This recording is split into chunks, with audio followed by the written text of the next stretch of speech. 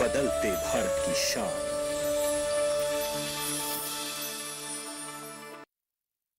देखिए, अगर आपको रिजर्व बैंक ऑफ इंडिया या किसी संस्था के नाम पे बिना मांगे बड़ी रकम जैसे कि लॉटरी हो, टैक्स रिफंड हो का ऑफर मिलता है तो उस पर बिल्कुल भरोसा ना करें।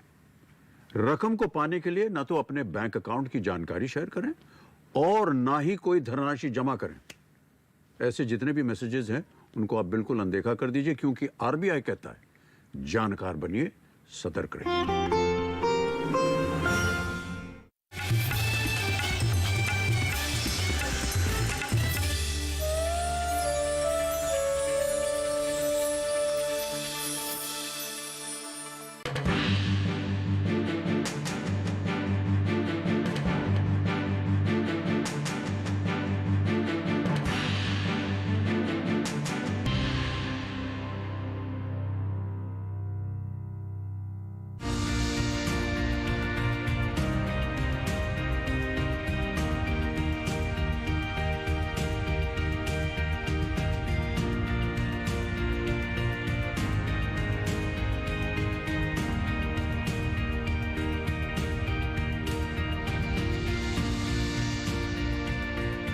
चुनावी गपशप की टीम अब अपने अंतिम पड़ाव पर पहुंच गई है। हम आजमगढ़ में हैं और अंतिम चरण में यहीं पर मतदान होना है। 5 मुद्दे बताएं जिस पर अपना वोट डालेंगे। क्या होगा पहला मुद्दा आपका? सर, सड़क सुरक्षा, बेरोजगार, 5 साल में दंगा एकदम नहीं हुआ। व्यापारी अब यहाँ आ जा रहे हैं, बहुत ज्यादा व्यापारियों का आना जाना है, जिसने बिजनेस में यहाँ बढ़ा, नए नए शोरूम यहाँ खुल गए जो है। विकास का मुद्दा होगा, बेरोजगारी का होगा, यही सब मुद्दा है।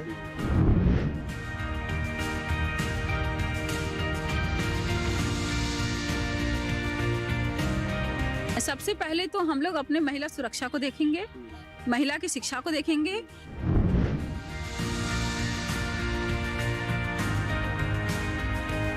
हम लोग की रोजी रोटी चले और क्या चाहते हैं, मजदूर आदमी है। हम यही मुद्दे पर वोट डालेंगे कि मतलब जो है हमारी सरकार अच्छी बने, जो कारोबार भी सही हो जाए।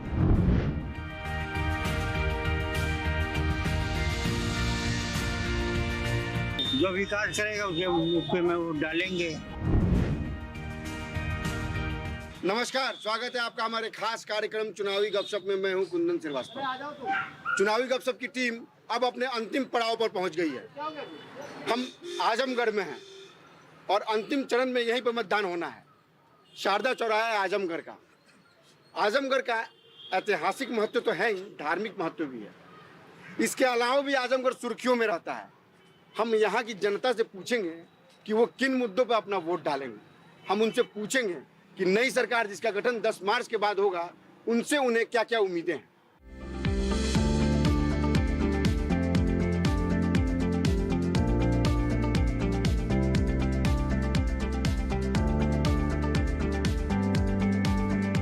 हम आजमगढ़ के शारदा चौराहे पर हैं।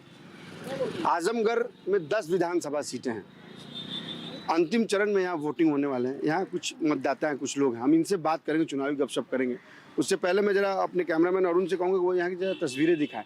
ये चौराहा है, व्यस्तम चौराहा है, यहाँ भीड़ भाड़ रहती है, लेकिन चुनावी सरगर्मियाँ भी यहाँ बहुत तेज़ है। अभी हालांकि भीड़ भाड़ कम है, लेकिन जगह जगह यहाँ चुनावी चर्चा हो रहा है। 7 मार्च को यहाँ वोटिंग होनी है।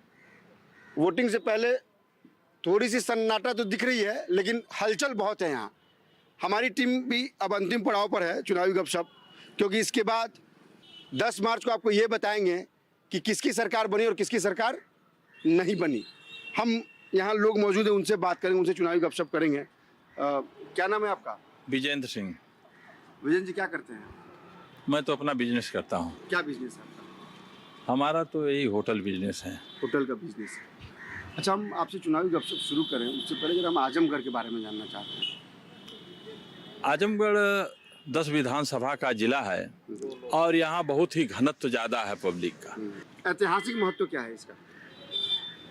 ऐतिहासिक महत्व सच कहिए तो देवताओं की धरती रही है, चंद्रमा ऋषि की धरती रही है, दत्तात्रेय की धरती रही है। यहाँ तमाम ऋषियों मुनियों ने जन्म लिया है। चलिए हम उस पर बात करेंगे आपसे, क्योंकि अभी चुनावी माहौल है, चुनावी गपशप कर रहे हैं हम। और बड़ा स्पेसिफिक सवाल है, किन मुद्दों पर आप अपना वोट डालें? हमारा सबसे बड़ा मुद्दा लॉ एंड ऑर्डर का था। महिलाएं सुरक्षित हैं, सभी लोग सुरक्षित हैं, ये बहुत अच्छा रहा है। नई सरकार से क्या उम्मीद है आपको? वही सुरक्षा यहाँ चाहिए जो है। ये सबसे बड़ा जिला है यहाँ जो है, क्षेत्रफल में सोनभद्र, मिर्जापुर, आजमगढ़ जो है सबसे बड़ा जिला है। यहाँ पहले व्यापारी नहीं आना चाहते थे, कोई पूछता था कि आजमगढ़ जाना है, भी आजमगढ़ नहीं जाएंगे जो वहाँ। तो जो वजह क्या थी? यहाँ वही छिनैती का सबसे ज्यादा था जो है, था नहीं लेकिन लोग उसका जो है ज्यादा कर लिए थे। लेकिन इस 5 साल में दंगा एकदम नहीं हुआ। व्यापारी अब यहाँ आ जा रहे हैं, बहुत ज्यादा व्यापारियों का आना जाना है, जिसने बिजनेस में यहाँ बड़ा नए नए शोरूम यहाँ खुल गए जो है। मुद्दा क्या होगा आपका? विकास का मुद्दा होगा, बेरोजगारी का होगा, यही सब मुद्दा है। इस शासन में जो है भर्तियां जितनी भी हुई हैं सब फ्रेश हुई हैं, किसी को कोई रिश्वत नहीं देना पड़ा। इसके पहले OMR सीट चेंज कर दी जाती थी, परीक्षा तो होती थी, OMR सीट बदल दी जाती थी, नियुक्ति की लिस्ट जो है एक विशेष घर से जारी होती थी, पैसा दो नियुक्ति लो। अच्छा, जब हम उत्तर प्रदेश अलग अलग जिलों में जा रहे हैं, हमने युवाओं से बात की, लोगों से बात की, शिक्षक से बात की, मतलब हर वर्ग के लोगों से हमने बात की। सबने कहा कि बेरोजगारी बहुत है, रोजगार बढ़ना चाहिए। तो मैंने उनसे पूछा कि रोजगार की परिभाषा आप क्या समझते हैं? तो उनका कहना है कि जितनी भी नियुक्तियां निकलती हैं अब वो बड़ा जल्दी रद्द हो जाती हैं। वजह क्या मानते हैं आप? ये बताइए, नियुक्तियां निकलती हैं, सबसे बड़ी समस्या जनसंख्या है। कोई भी सरकार उसको जब तक जनसंख्या पर नियंत्रण नहीं होगा नहीं हो सकती। कोई भी सरकार नियुक्ति नहीं दे सकती, सबको सरकारी जॉब चाहिए। प्राइवेट में काम करें, मजदूर मिलते नहीं है खोजने पर। वो 5 मुद्दे बताएं जिस पर अपना वोट डालेंगे। क्या होगा पहला मुद्दा आपका? सर, सड़क सुरक्षा, बेरोजगार और यही सब मुद्दा है हम लोगों का। अच्छा, जो भी सरकार बनेगी 10 मार्च के बाद जी, उसमें आप आजमगढ़ के लिए क्या चाहते हैं? नई सरकार से क्या उम्मीद करते हैं, क्या मांग है आपकी? आजमगढ़ में विकास हो और यहाँ पे सुरक्षा प्रदान की जाए। जो हमको सरकार चाहिए सर, हम लोग अमन चमन से जी रहे हैं एकदम। हम लोग 12 बजे रात को कहीं जा सकते हैं, कहीं आ सकते हैं, हम लोग की बहन बेटियां कहीं जा सकती है, कहीं आ सकती है। और उसके 5 साल पहले सर 4 बजे शाम को चैन छीन लिया जाता था। आज कहीं कुछ नहीं पेपर में दिखता है। आजमगढ़ में जातीय समीकरण का भी असर है? नहीं, जातीय समीकरण का असर है सर। तो अगर विकास बनाम जातीय समीकरण कहें नहीं, तो पलड़ा किसका भारी है? वो तो विकास का भारी है सर। विकास का जी। आजमगढ़ जी सुर्खियों में तो रहता है, राजनीतिक वजह भी है, सामाजिक वजह भी है, ऐतिहासिक वजह भी है। कैसी सरकार चाहते हैं आप अपने प्रदेश में? हम लोग सर स्वतंत्र सरकार चाहते हैं जो अच्छा विकास करे। सरकार कौन सी होती है? सरकार तो स्वतंत्र होती है। जो विकास करे उस सरकार को हम लोग चाह रहे हैं कि वो सरकार आए। आजमगढ़ में जो सबसे बड़ी समस्या, स्थानीय समस्या क्या है? देखिए, जो यहाँ समस्याएं थी अब धीरे धीरे वो पराभूत हो रही हैं। सबसे पहली समस्या तो यहाँ लॉ एंड ऑर्डर की थी, बहुत सारे लोगों ने आपको बताया भी होगा। वो धीरे धीरे अब पूर्णतः कंट्रोल में आ गई और उसके साथ साथ एक विश्वविद्यालय की स्थापना हो गई। जो मानस में विकृतियां थी, लोगों की कलमस्ता थी, जो अपराधी प्रवृत्ति के थे, अब वो पढ़ लिख करके कहीं कहीं अपना जीवन बनाएंगे और आजमगढ़ का जो विकास है उसको बहुत आगे तक ले जाएंगे। क्या राष्ट्रीय मुद्दा भी होगा जब आप मतदान करने जाएंगे? नहीं, राष्ट्रीय मुद्दा तो मैं ये समझता हूँ कि हर हिंदुस्तानी के अंदर, हर देशवासी के अंदर राष्ट्रीय मुद्दा। आप राष्ट्रीय मुद्दे पे वोट देंगे? बिल्कुल देंगे, क्यों नहीं देंगे। राष्ट्रीय मुद्दे पर ही देंगे। राष्ट्रीय मुद्दा यह है कि देश, हम जिस देश में रहते हैं उसमें गौरव की अनुभूति कर सकें, मान की अनुभूति कर सकें, गर्व की अनुभूति कर सकें, घमंड हमको हो मैं हिंदुस्तान में रहता हूं। और जब जिसकी अनुभूति ये होगी तो वो राष्ट्र के लिए काम करेगा ही, अपने देश के विकास के लिए, उसके संवर्धन के लिए, मरने मिटने के लिए तैयार हो जाएगा। अहरनिश दिन रात वो मेहनत करेगा, निश्चित करेगा अपने विकास के लिए और देश के विकास बात कर रहे हैं। क्या नाम है आपका? अनिल कुमार सिंह। अनिल जी, 7 मार्च को वोटिंग है, यानी अंतिम चरण का मतदान है। इनसे भी मैंने पूछा, क्या जब आप मतदान करने जाएंगे तो राष्ट्रीय मुद्दा भी आपके मतदान का एक मुख्य बिंदु होगा? देखिए, हमारी तो मेन मुद्दा ये है राष्ट्रवाद। जो राष्ट्र हित की बात करेगा और समाज सुरक्षा की बात करेगा, हम उसके साथ रहेंगे। जो हम कुछ और लोग से बात करें। क्या नाम है आपका? सर मैं जितेंद्र शर्मा, मैं बाहर से आता हूँ, मैं झांसी से आता हूँ। झांसी से आते हैं आप? मैं 10 साल पहले भी आता था। अभी मैं आजमगढ़ में काफी चेंज देख रहा हूँ। एक तो पहले से अच्छी रोडें हुई हैं और जैसे मॉल वॉल देख रहा हूँ, एक कल्चर हुआ है, जैसे मेट्रो का कल्चर है। जैसे अभी आजमगढ़ में जो कोई भी चीज़ लेने जाएं, कोई भी ब्रांडेड चीज़ लेने जाएं, हमको इजीली मिल जाती है। तो पहले वो चीज़ नहीं थी आजमगढ़ में, और लोगों में एक जागरूकता आई है। मैं देख रहा हूँ कि अब वो लोग जातिवाद को नहीं देख रहे हैं, लोग जो राष्ट्रीय मुद्दे को लेके, जैसे भाई साहब बोले, राष्ट्रीय मुद्दे पर लेके बात कर रहे हैं। और वो होना भी चाहिए। जब आपका राष्ट्र अच्छा होगा, लोग अच्छे होंगे, सरकार अच्छी होगी, तो आदमी ऑटोमेटिकली उन्नति करेगा। और फिर जहाँ तक जॉब की बात है, तो काम की कमी नहीं है। लोग सरकारी नौकरी क्यों चाहते हैं, मैं समझ में है। मैं भी 10 साल से, मैं 19 साल से प्राइवेट सेक्टर में हूँ। अच्छा सब कुछ कमाया है और घर भर भी सब कुछ बनाया है। तो प्राइवेट सेक्टर में क्यों नहीं ट्राई करते? आप गवर्नमेंट जॉब इसलिए चाहते हैं कि हमको काम ना करना पड़े। हमने आजमगढ़ के शारदा चौराहे पर लोगों से बात की, उनसे पूछा कि वो किन मुद्दों पर वोट देंगे। हम आजमगढ़ के कुछ और इलाकों में जाएंगे और वहाँ भी करेंगे चुनावी गपशप।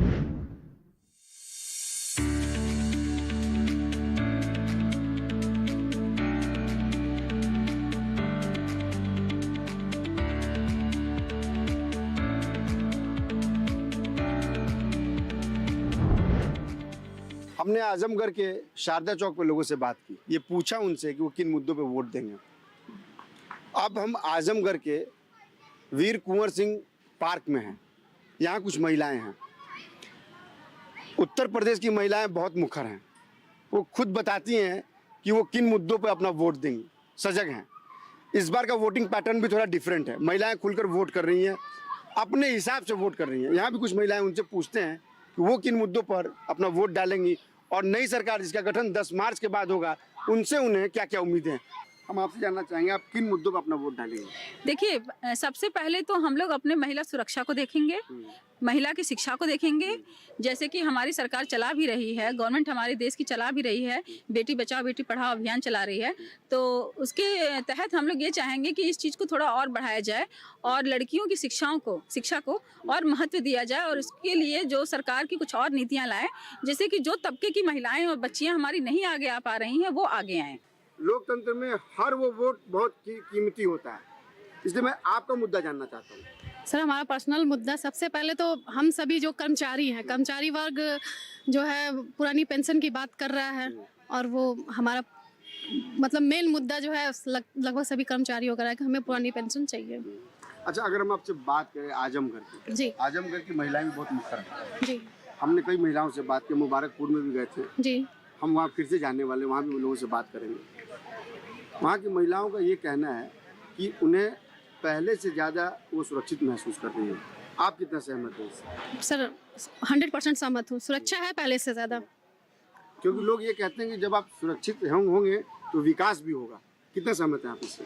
सर विकास भी हुआ है, लेकिन अभी बहुत सारे काम जो है बाकी है। आप जब अपना वोट डालने जाएंगे, क्या राष्ट्रीय मुद्दे भी होंगे आपके मन में वोट डालने से पहले? हाँ सर, कुछ राष्ट्रीय मुद्दे रहेंगे। क्या राष्ट्रीय मुद्दे रहेंगे? एक तो है सुरक्षा, हमारे देश की सुरक्षा, जो आजकल आप देख रहे हैं कि यूक्रेन पे भी क्या रूस ने किया है, तो कल को ये चीज़ हमारे साथ भी हो सकती है। तो सबसे पहले तो देश की सुरक्षा तो है ही है हमारे दिमाग में। साथ ही साथ महिला सुरक्षा, जिसपे मैम लोगों ने कहा और आप भी कह रहे हैं कि सुरक्षित हैं हम, जाहिर सी बात है हम पहले से सुरक्षित हैं। हम नहीं कह रहे हैं, ये पूरे यूपी की हाँ, तो महिलाएं मतलब कह रही हैं। वही बात है, तो हम पहले से सुरक्षित हैं सर। लेकिन अभी भी वो सारी चीजें जो मेंटालिटी होती है इंसान की, जो दिमाग में जो सोच होती है, वो चीजें अभी उसे बदलना है। साथ ही साथ हमें हमारी जो न्याय प्रणाली है उसको बदलना है कि अगर अब हम न्याय लेने जाते हैं कोर्ट में, तो आप आज भी देखते हैं कि 10 साल 15 साल 20 साल, वो भी ऐसा केस जिसपे इंसान को सिर्फ जो उसने शारीरिक दुख सहा वो तो सहा ही, साथ ही साथ आत्मिक दुख भी सहता है जब उसके साथ कुछ गलत होता है। तो वो हमें अपनी न्याय प्रणाली को सबसे पहले एक सुधार करना होगा। वो 5 मुद्दे आप बताएं जिस पे आप अपना वोट डालेंगे।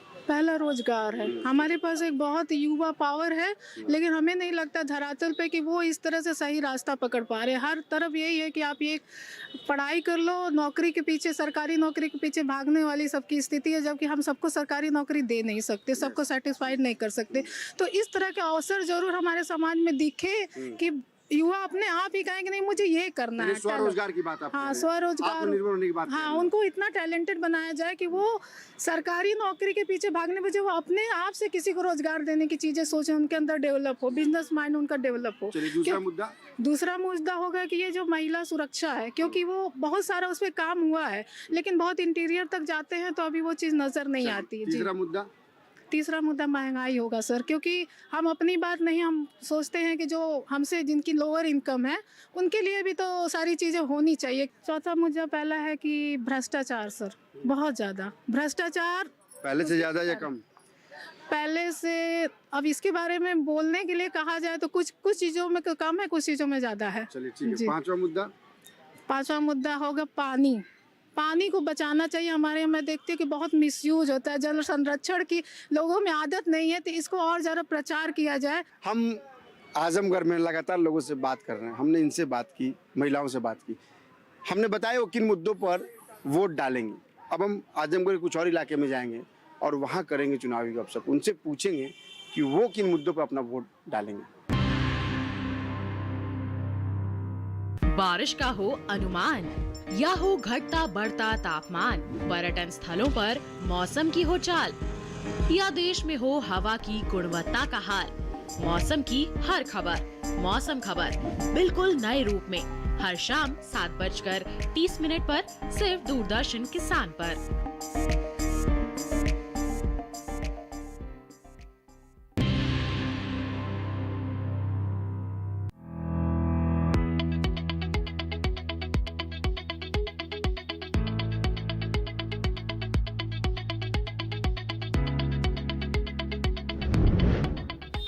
चुनावी गपशप की टीम आजमगढ़ के मुबारकपुर में है।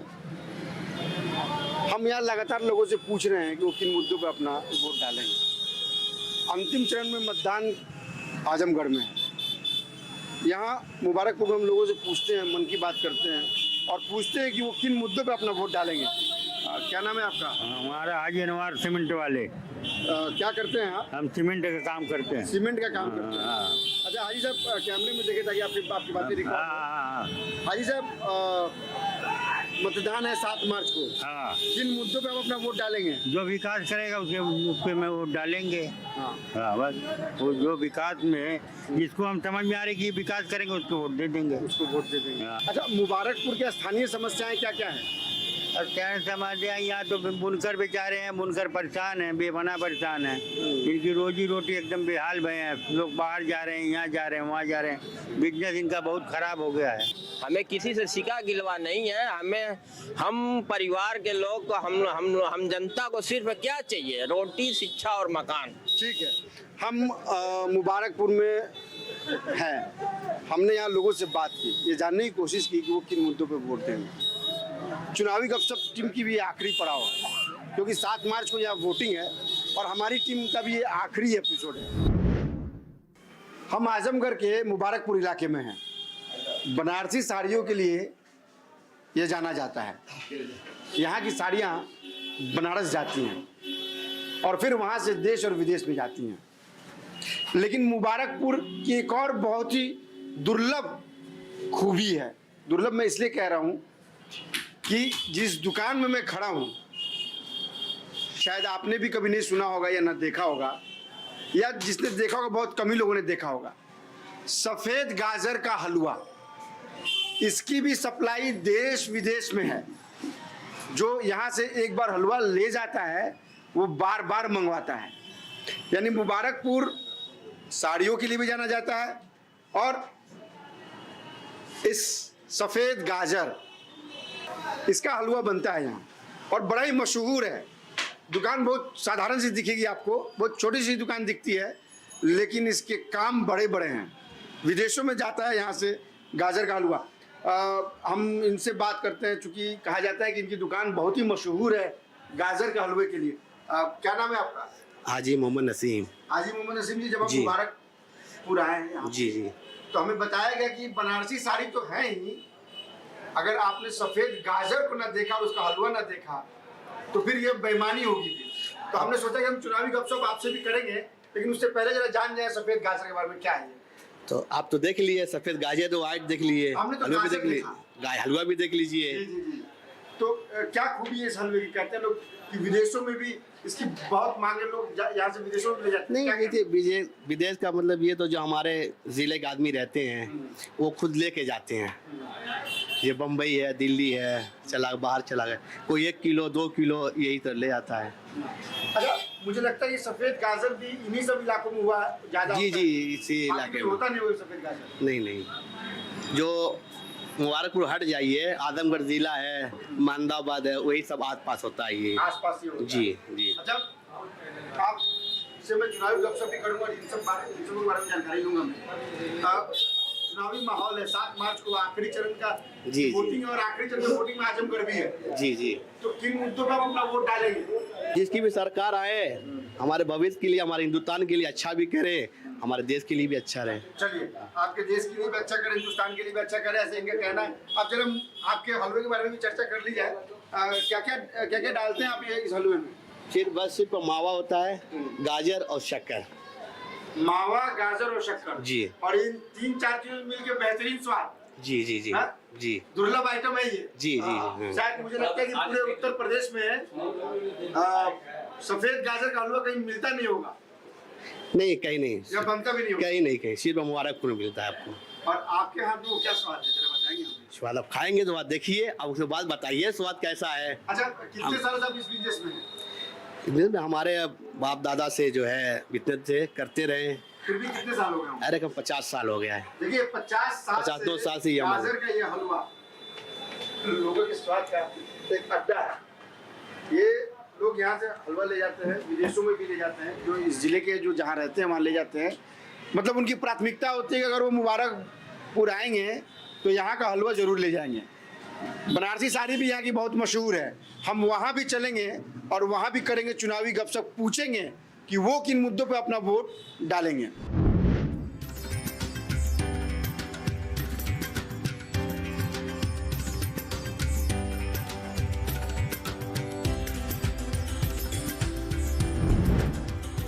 अब हम आजमगढ़ के मुबारकपुर इलाके में हैं। यह इलाका मशहूर है साड़ियों के लिए। बनारसी साड़ियाँ यहाँ की पहचान है। यहाँ से साड़ियाँ बन के बनारस जाती हैं। ये धागे हैं, रेशम के धागे हैं। ये धागे यहाँ से तैयार होते हैं। ये धागा देखिए, सब अलग अलग तरह के धागे रखे हुए हैं यहाँ पे। इन धागों की एक अलग कारीगरी है, इनकी एक अलग पहचान है। इनको बनाया जाता है, धागों को तैयार किया जाता है। बेहद महत्वपूर्ण होता है बनारसी साड़ियों में धागे की कारीगरी। ये बनारसी धागे, अगर बनारसी धागे कहने का मतलब रेशम के धागे होते हैं ये। इन धागों से बनारसी साड़ी तैयार होती है। साड़ियाँ बहुत मशहूर हैं यहाँ की, देश नहीं विदेशों में भी साड़ियाँ जाती हैं। ये पैटर्न है अलग अलग, अगर आप जो डिज़ाइन इन्हें बताया जाता है उस डिज़ाइन के हिसाब से यहाँ साड़ियाँ तैयार होती है। बड़ी कीमती साड़ियाँ होती हैं, शादी विवाह में तो खासकर इन साड़ियों का बहुत ही डिमांड है। हम यहाँ चुनावी गपशप करने आए हैं, इनके इलाके में चुनावी गपशप कर रहे हैं। 7 मार्च को वोटिंग है। किन मुद्दों पे आप अपना वोट डालेंगे? सबसे पहले आप अपना नाम बताएं। रजाउल मुस्तफ़ा। रजाउल मुस्तफ़ा। मुस्तफ़ा जी, आप कैमरे की तरफ देखें ताकि तभी आपसे बात, तभी तो आप दिखेंगे भाई, कैमरे में दिख रहे हैं आप। क्या करते हैं मुस्तफ़ा जी? यही साड़ी वाला काम करते हैं हम लोग, मजदूर आदमी हैं। मजदूर साड़ी वाला काम करते हैं। और अगर हम बात करें बनारसी साड़ियों की तो क्या ख्याति है? मतलब कहते हैं कि आजमगढ़ से बनारस की साड़ियाँ तैयार होकर बनारस जाती हैं। हाँ, ये मुबारकपुर से बनारस जाती है। नई जगह से क्या उम्मीदें हैं आपको? उम्मीद तो है, अब आगे देखो क्या होता है। किन मुद्दों पे वोट डालेंगे आप अपना? हम मुद्दा हम क्या बताएं, हम यही मुद्दे पर वोट डालेंगे कि मतलब जो है हमारी सरकार अच्छी बने, जो कारोबार भी सही हो जाए। क्या नाम है आपका? अमीरुद्दीन। अमीरुद्दीन जी, क्या करते हैं आप? बुनाई करते हैं। आप बहुत मुस्कुरा रहे हैं। वही है हम लोगों के लिए। कितने सालों से आप काम कर रहे हैं ये? अरे कितने साल है, जब से हमने 12-13 साल के हुए तब से ये और अभी आपकी उम्र कितनी है? 50 साल। 30-40 साल से कर रहे हैं आप ये काम? जी। चुनाव वोट भी डाल रहे होंगे 18 साल उम्र होने के बाद से? वोट डाल रहे होंगे जी। इस बार भी वोटिंग है 7 मार्च को। हाँ, वोट डालेंगे। वोट तो डालना पड़ेगा। हाँ, वोट डालेंगे। किन मुद्दों पे वोट डालेंगे आप? विकास के। हाँ, अच्छी सरकार हो, अच्छे हमारे रोजी रोजगार हो। और क्या, हमको अच्छाई चाहिए और बाकी सब देश में सुख शांति रहे, सुकून से सब लोग रहे, सारे लोग रहे। किन मुद्दों पे आप अपना वोट डालेंगे? देखिए हमारा मुद्दा यही है कि विकास अच्छा हो, अपना रोजी रोजगार चले और खुशहाली रहे, और क्या चाहिए हमें? और क्या चाहिए? हम आजमगढ़ के मुबारकपुर में हैं। हमारी टीम ने यहाँ लोगों से चुनावी गपशप की। हमने उनसे पूछा कि वो किन मुद्दों पे अपना वोट डालेंगे। हम उस जगह पर हैं जहाँ से बनारसी साड़ियाँ तैयार होती हैं। यह इनके आजीविका का साधन है। हमने इनसे मन की बात की, इनसे पूछा। 7 मार्च को पोलिंग है आजमगढ़ में, हमारा भी ये आखिरी पड़ाव है। अब 10 मार्च को ये देखना होगा कि उत्तर प्रदेश की कमान किसके हाथों में जाती है।